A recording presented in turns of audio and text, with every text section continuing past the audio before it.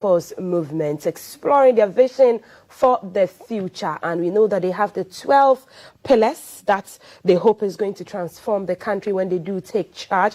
And they have the 7 non-negotiables.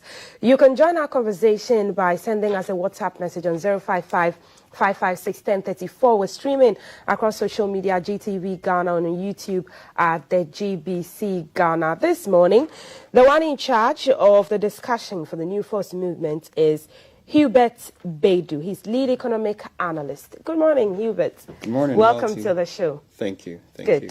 So we heard from the leader of the New Force, Nana Bediako, when he launched the manifesto and the policies, the transformation, the big transformation plan and agenda. We'll bring an insight of all of this because we covered it and then we brought you stories about that. So let's bring the insight now and then we'll sizzle it all down with a conversation. Jobs in 10 years. But to be honest with you, a machine, a plant, is the only thing that can give you jobs in 3 different shifts. 8 hours times 3 a day. That is what I call 24-hour economy. You need industrialization. Who sells Gary for 24 hours in Makola? The women in Kejetia and Kantamanto cannot work for 24 hours. It would take a factory. It would take a plant, a production line to give 3 shifts a day. No industrialization, no 24-hour economy. I have brought you your economic freedom.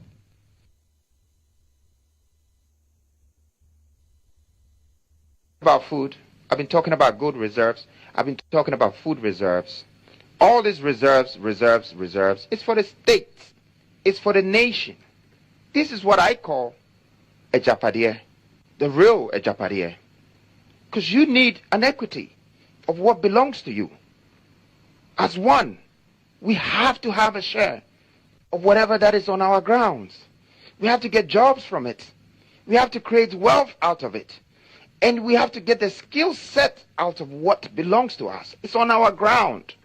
We are the landlords of Ghana. It should be shared among us equally. But with all the reserves, there's one thing that I would like to add. And I know we probably never thought of it. But why do we buy money? Why do we have to go to England or go to Switzerland, to Delarue, to print our money? And after we fly or ship the money, before we have money. What happened to the industrial power that we're creating now? We are going to print money at home. We don't need to go to England or America to print money. We don't need to. Yes, so there's one on the currency revitalization, which is part of the 7 non-negotiables, and we'll get to that, and Hubert will break that down for us. But Hubert, what's the core ideology that Nana Kwame Bediako and the New Force movement is trying to drive to be able to transform Ghana? Well, good morning once again. Good morning to all the New Force members, especially to Nana Kwame Bediako. If you make an attempt, Malti, to get into the mind of Nana Kwame Bediako, what you see is a very successful young businessman who is concerned about where the country is heading to. And he seeks to move the country from reckless spending to a realm of investment and purchasing. And once you get into that realm, you are thinking of prudential management. And the practice of prudential management emanates from a conviction of what is ethically and aesthetically right. And most importantly, what is economically expedient. This is the main agenda of Nana Kwame Bediako, investment and development. making the country profitable and great. Okay. Investment, development, making the country profitable. Let's go through the 12 pillars of economic freedom proposed by the New Force movement. I mean, it spans from gold to, agriculture, transportation, water. I remember when he mentioned taking the sea to Kumasi or expanding the waterways to the Ashanti region, and maybe the concept didn't go down well with a lot of Ghanaians because they kept saying, well, how is this possible? So kindly walk us through what the apostolic governance seeks to do. Well, the apostolic governance is simply running the country with just 12 ministers and a president. And I know that some Ghanaians think this is not achievable and it's not realistic, but it's not their fault. Ghanaians conceptually are aware and know what they want, but experientially, politicians and bad leadership have made us believe that what we want is not achievable. And if we are ever going to achieve it, we need a largesse of ministers and civil servants. And the president has to single-handedly appoint 6,000 people, of which majority are unproductive. This is what we want to put an end to. We want to run the leanest and most efficient governance model ever in the history of African politics. This is the apostolic governance. Well, does it still go to say that the fewer the better? I mean, couldn't fewer ministers still loot and share? Well, the essence is not about looting and sharing. The essence is about efficiency. Okay. And the engineers will tell you that less is more. We have built a culture of the desire for clutter. And when you get into engineering, it can be financial engineering, it can be mechanical engineering, you see that there is beauty in simplicity. So it's not about the looting and the sharing, it's more about the efficiency. Right. So, let me bring in some of the things that the New Force, your leader, has said that he would do. Connecting regions, the 16 regional, development plan. I heard him say that the Western region is the richest region in the country, $412 billion worth of minerals, agric, all of what we need to transform our economy and not be, dependent on foreign support or help. What is the plan for the regional transformation, the 16 regional transformation as well? Great question. Our country has gotten to a point where we have to be serious. And by that, we mean that we have to get every region activated. And the way you do that is to first deconcentrate the capital. Okay. And next, you have to devolve power from the central government. And then next, you have to make the country truly fiscally decentralized. Don't you say that's already happening with the district assemblies? No, it isn't. It's a facade. It's an illusion of democracy. Our constitution makes the president a de facto dictator. Does it? Yes, it does. And these are some of the things we seek to change. We want to make every region profitable. And that's why we are not going to appoint regional ministers. Okay. The regions must be run by CEOs. So we tell Ghanaians that we need to run the regions with 16 CEOs who have actual executive duties. These CEOs are to oversee, supervise, and make sure that the industries we are going to set up deliver and they meet set KPIs. And so you mentioned the Western region. The Western region has attributable mineral resources, nominally, of about $412 billion. And if you consider compound annual growth rate or growth return of gold alone, and you make a 10-year projection, you are talking about $1.5 trillion of wealth in the central western region. And you cannot say that they feel this in their pockets. But why has it happened this way? This is what we want to change. We want to make all the regions work again. Okay. Want to make all the regions work again. Let's break it down. The regions have food, they have water transportation, they have mineral resources. If you're connecting the regions, making them independent on their own, what's the big plan with transportation, with carting goods from the farms to market centers, from the regions to the capital for export as well? Yes, we have said on several platforms that Ghana is at a point where we have to find the locus of the line of least resistance. And what that means is we have to do what is cost effective, what is the cheapest investment, but gives us the best returns. And once you get into that realm and you're thinking of transportation, you begin to think of what to do with the waters, how to dredge them and create canals, how to create reservoirs that will feed the canals, and how to create sub-regional interconnected railway network across the country. And you construct them all the way to the borders. This is a paradigm shift. And this is what we should have done many decades ago. We began with Singapore, we began with South Korea, and they have all these. Why haven't we been able to do this? We have a failed leadership.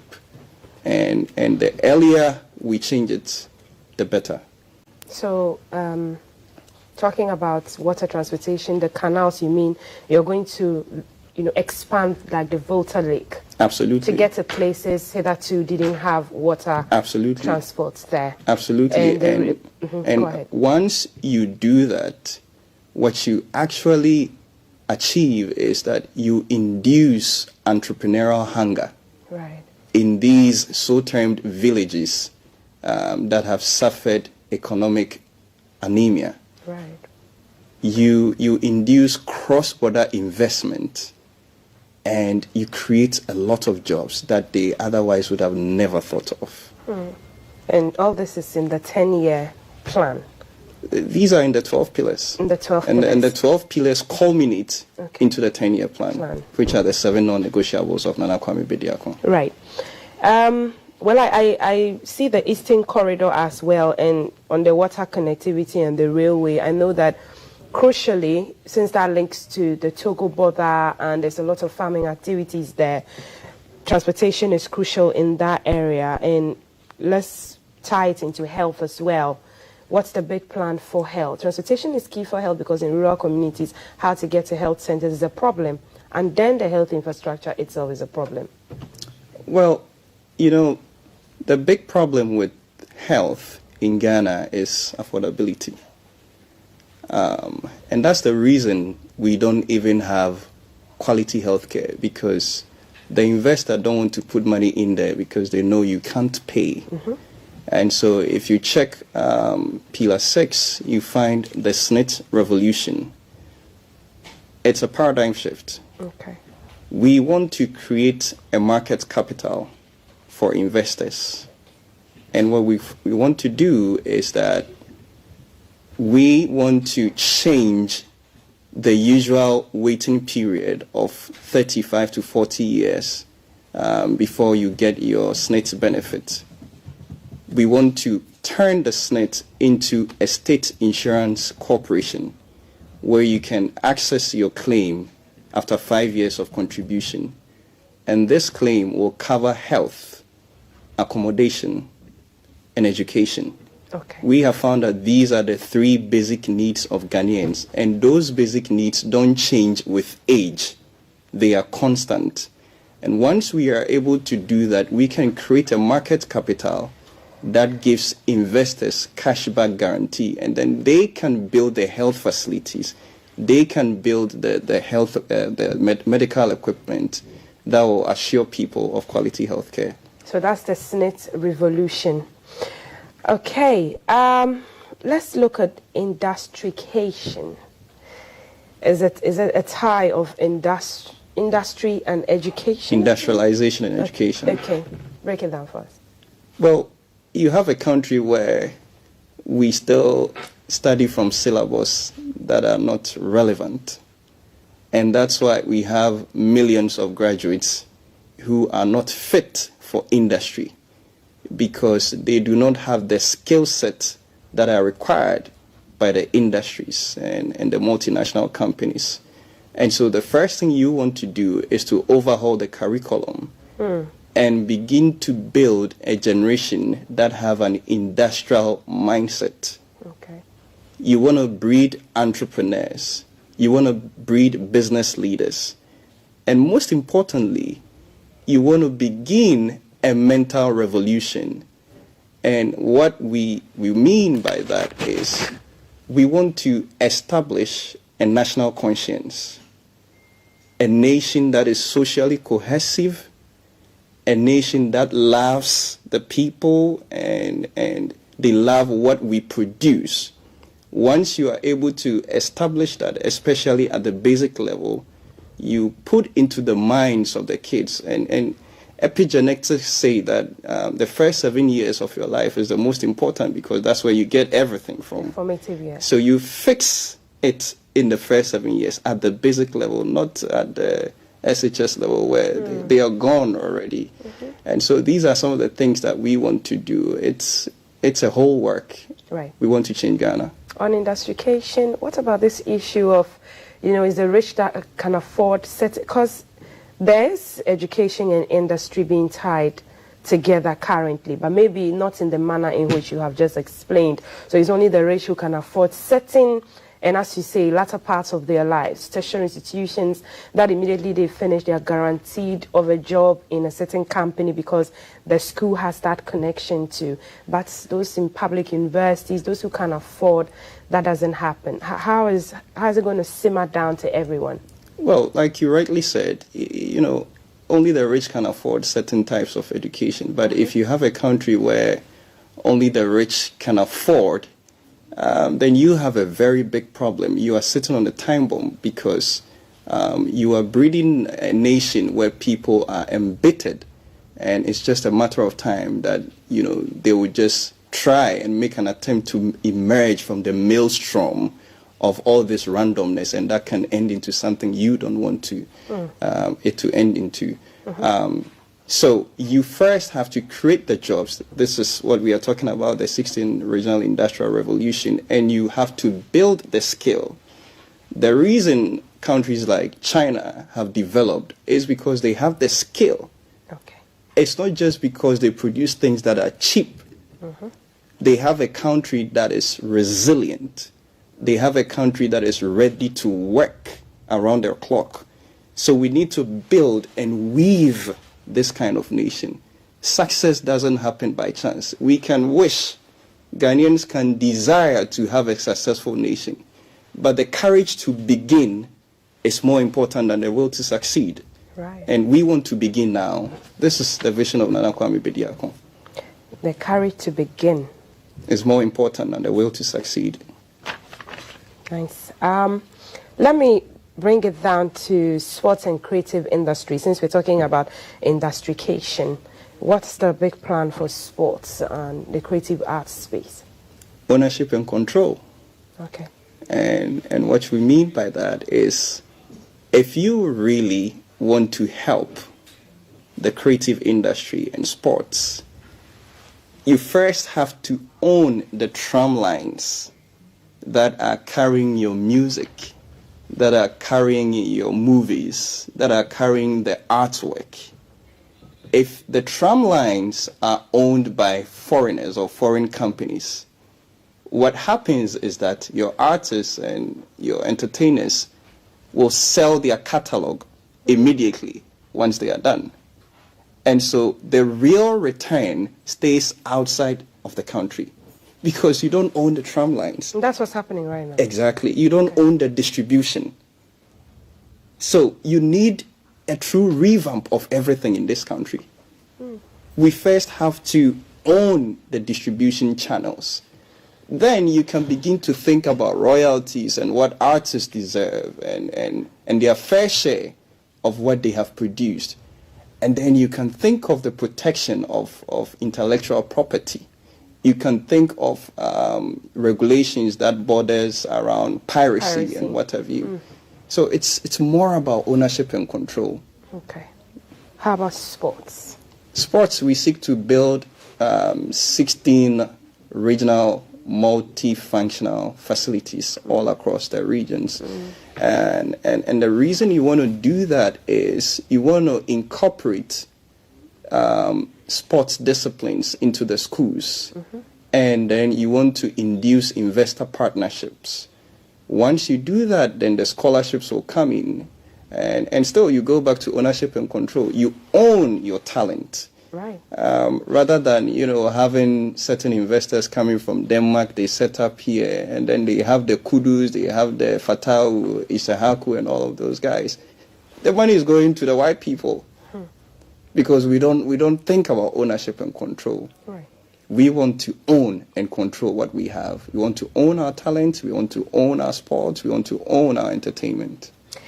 I mean,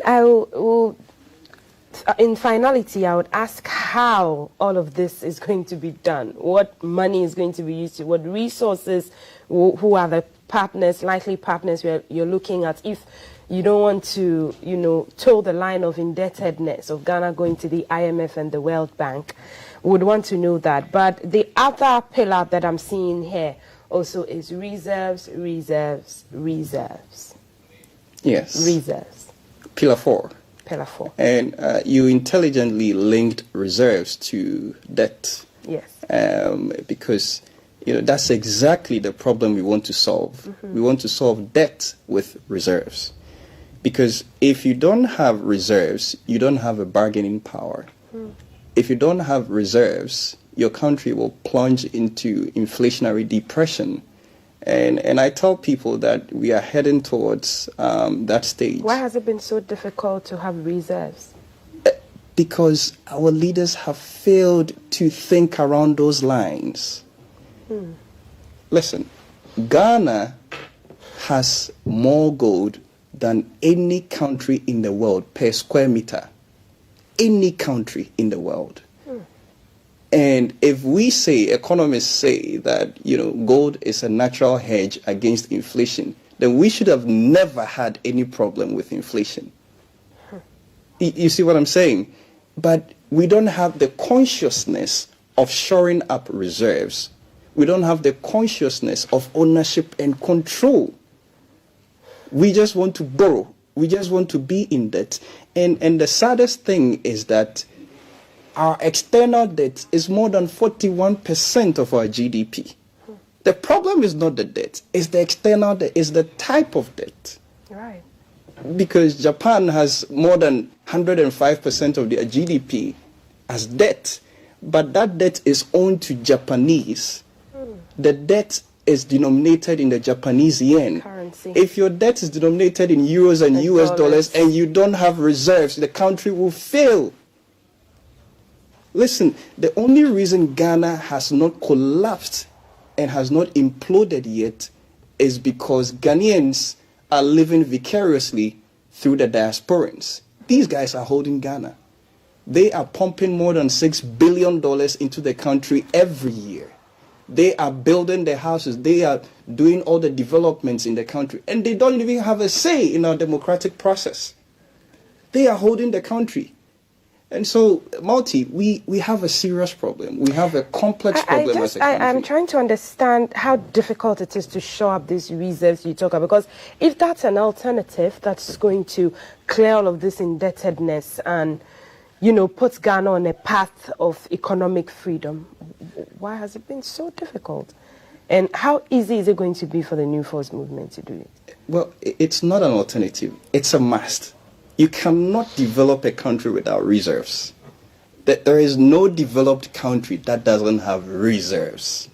Talk of America, talk of Switzerland, talk of Japan, talk of China. They have thousands of tons of gold in reserves. And most of these countries buy the gold from us. They are mining our lands and they are destroying our water bodies, and we don't have the gold. The leaders don't have a political will to borrow and pay debt. It doesn't work that way. They do that because it's a country and nothing will happen to us. Nobody can take the country to jail, But we are suffering. We are plunging the country into what we don't want it to be. And if we do have the reserves, shore up our reserves, we don't have to increase taxes? Well, that's an interesting question. Multi, no country ever developed on high taxes. Yes. No country ever. And, I challenge anybody to prove us wrong. Nana Kwame Bediako wants a new economic order. And this order must be grounded in private enterprise, protected for national interest. Now, if you want to induce entrepreneurial hunger, you don't disturb the people with high taxes. You can increase the tax net. You formalize the economy to get more people paying taxes, but not increase of the tax itself. Okay. No country ever has developed on increased taxes. And governments and leaders who don't have ideas are the ones who increase taxes to solve problems. You have to go into real revenue generation. You have to get into investment and purchasing. Once you get out of the realm of reckless spending, these become apparent. They become glaringly obvious to you. And you allow the natural hierarchy of economic activity to prevail. Right. That's what it is. Currency revitalization, since we're talking about, reserves, debt, what's that looking like? Is it the one single currency for all African countries that a lot of, people like Julius Malema and all the activists have been preaching? What is it? Well, a single currency is not a bad idea, is it? Well, you're the economist, so tell us. But most importantly, Multi, you cannot think of a truly economically integrated Africa without cross-border payments. It's the only way. Right. Industrication, industry and education. And we are live on GTV Ghana. We're streaming there, so you can leave your comments there. I'm just going to read a few of the questions here, or comments. Anointed Psalm joins us on Facebook, and he says, Hubert is well learned and knows what he's talking about. The new force in Idaswaba, okay. No insults, good presentation, brilliant solutions. This is what Ghana needs, not what the other parties are saying. Well, this is what Anointed Psalm is saying.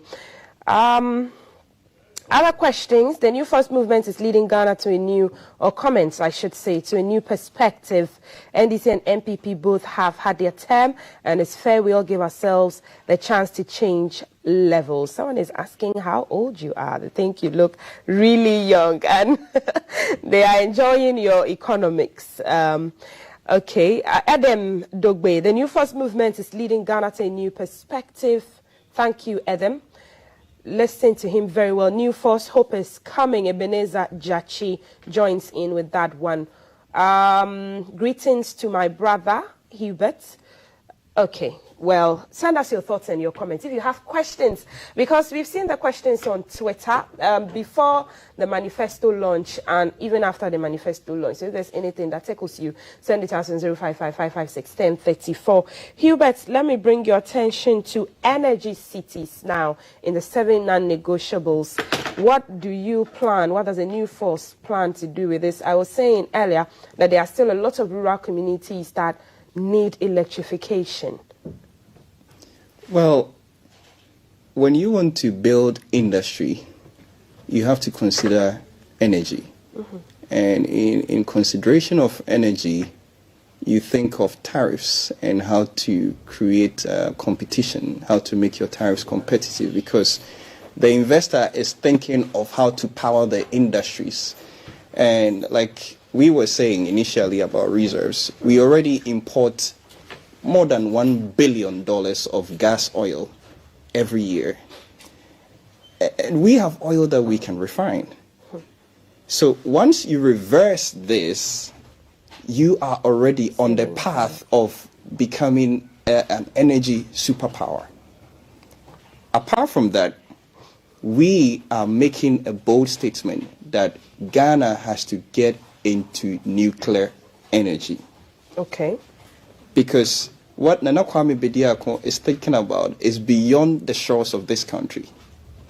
There are more than 50% of Africans, about 640 million people who don't have access to energy. Yes. And as bad as it is an opportunity for us.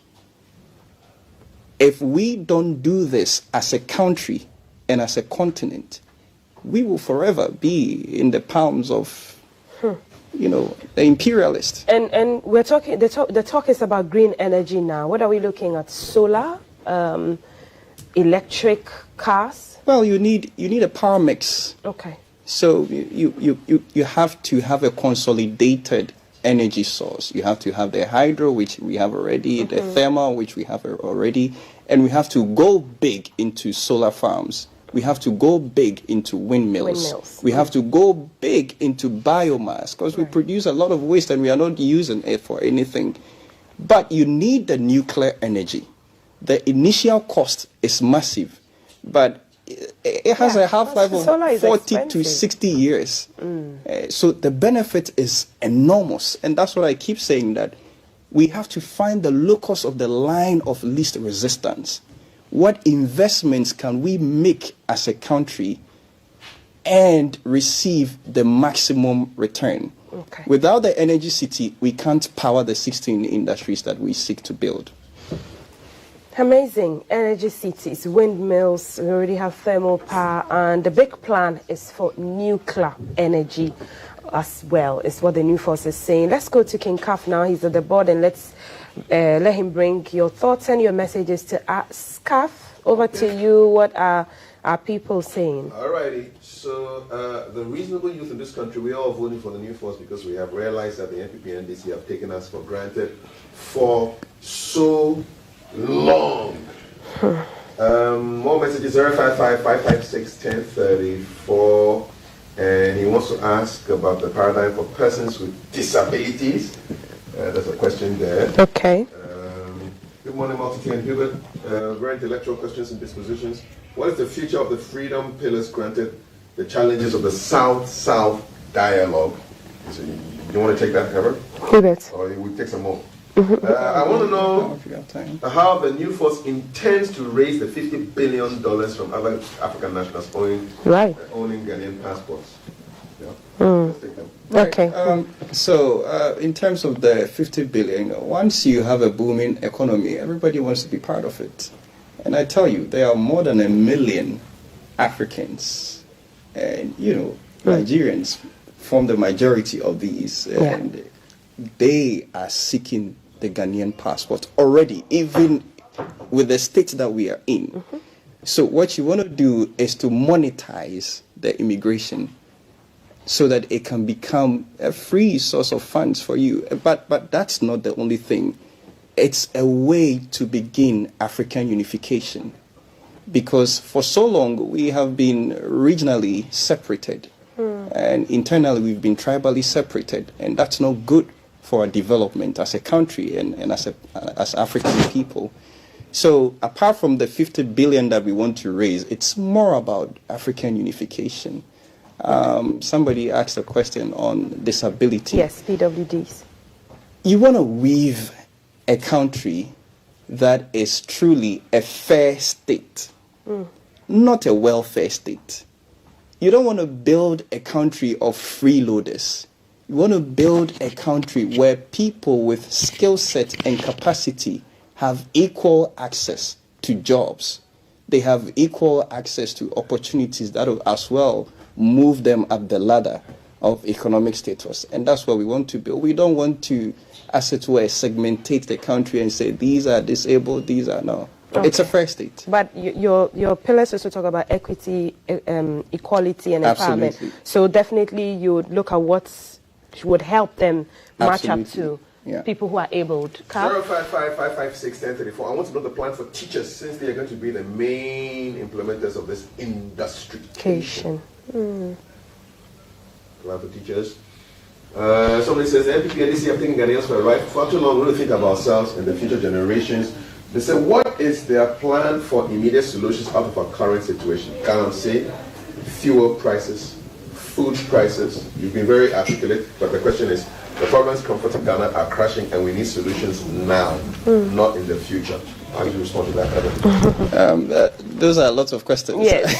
There's one on teachers and then on Galamsey. Let me rush through quickly. Okay. With the teaching, we already discussed the SNIT revolution, which is to create a market capital for the education, the housing, and the health sector. Once you have that market capital and investors are coming in, they are building the schools and they are paying the teachers. So, it's like they own the teachers and they have to pay them well. It's not on the government anymore. They are paying them top city, not top dollar, top city. Who are these investors? Are they Ghanaian? It can be anybody, because if you're building a country, you're looking at domestic investments and FIIs and FDIs. So wherever the money is coming from, we seize it. You seize the money. We'll give you a last word on Galamsey, but CAF still has some more. Okay, so a lot of people are excited about the conversations. We need a new force to build Ghanaian citizens of the NDC NPP jail. Eugene has said like 10,000 of the same thing. Yes. He says, when wisdom is speaking, all negativity is bow and shame. Eugene from a brief, just in love with the message. Anymore? Please, can you ask your new force guests what they'll do about public transportation when they come to power? What's your plan for public transportation? Yes, Pillar 2, we mentioned water transportation and sub-regional railway network, which is one of the most important things to do as a country. You want to be able to help people to move freely across the regions and continentally also, because I've already said that what we are thinking about transcends the shores of Ghana. And once you do that, you inspire other African countries to continue. And that's how you create an economically integrated continent. How about internally? That question, I'm sure, also would beg the minds of people on fares, pricing. When fuel goes up, transport unions increase fares. The cap on who should increase what, how much should be increased as well? Yeah, but Multi, if you're a country that is importing over 2 million metric tons of gas oil, like I said earlier, how do you control fuel prices? It comes back to ownership and control. You have to at least cut this importation into half. We are an oil-producing country, but we are a net importer of oil and petroleum products. We have to reverse this, and it has to be done immediately, lest there's nothing we can do about fuel prices and transportation and lorry fares and whatever. Okay. National security and data sovereignty. Excellent. I see politicians talking about database of the EC and data integrity. Listen, this is the new age. The world is moving into Web 3. And so we have to move all our data onto a distributed ledger technology, which is truly transparent, it is immutable, and you can't compromise it. This reduces corruption, this reduces fraud, this creates transparency and brings investor confidence. And it's one of the things that we want to do, Pillar 11. Finally, Galamsey, and I'm just going to serve you some of, this. I'm sure, probably if I didn't ask you, well, I need to give it a good shake. Ask you before you saw this, you'd be wondering what this is. And this is from months ago from one of our rivers. Which river is this? River Pra, I believe. Yes. I'm sure it's over a year. So that's yours, Hubert. What's the new forces' grand agenda for Galamsey? I mean, you've talked about reserves, mining, and doing it well. How are we turning back these our water bodies into the clean, clear water that we know? Multi, we don't want to deal with the symptoms. We want to go to the root. If people don't have alternative source of income or living, they will test economic activities, and they will find out that there is a lot of money in gold, and that's what they will do. It doesn't matter. They will do whatever it takes. They will risk their life because they are suffering. And so what you first have to do is to get the triangulation right. What I mean by the triangulation is the gold, the water bodies, and the farmlands. You have to create an economic harmony such that they all fall into a rhythm that brings everybody in tune, because it's already gone. People have already tested the activity. And like I was saying, you have to allow the natural hierarchy of economic activity to prevail. It's already going on. You have to clear the water, you have to invest in bioremediation, but you have to formalize the activity and regulate it. And lastly, if you don't have infinitesimal detail of where your lands are, where your reserves are, where the gold is, you cannot begin to think of clamping down Galamsey. Okay. And that's what the leaders don't know how to do. Know where your reserves are. Yes. And then you know how to clamp down Galamsey. Absolutely. Thank you so much for coming on the show and talking to us. Just gone by, and what we've just discussed and broken down is the new force movement's 12 pillars, the apostolic governance, and the 7 non-negotiables. We've cut across healthcare, minerals, sports, agroeconomics, the biggest agri sector, shoring up our investments in our gold reserves, oil, currency revitalization, cross-border integration and transport. I've been speaking to Hubert Baidu, lead economic analyst of the New Force Movement. I am Altiti Saida Sadiq, and you can watch the show again, or this segment again, I should say, on GTV Ghana on Facebook. We're back with more on GTV Breakfast. Stay with us.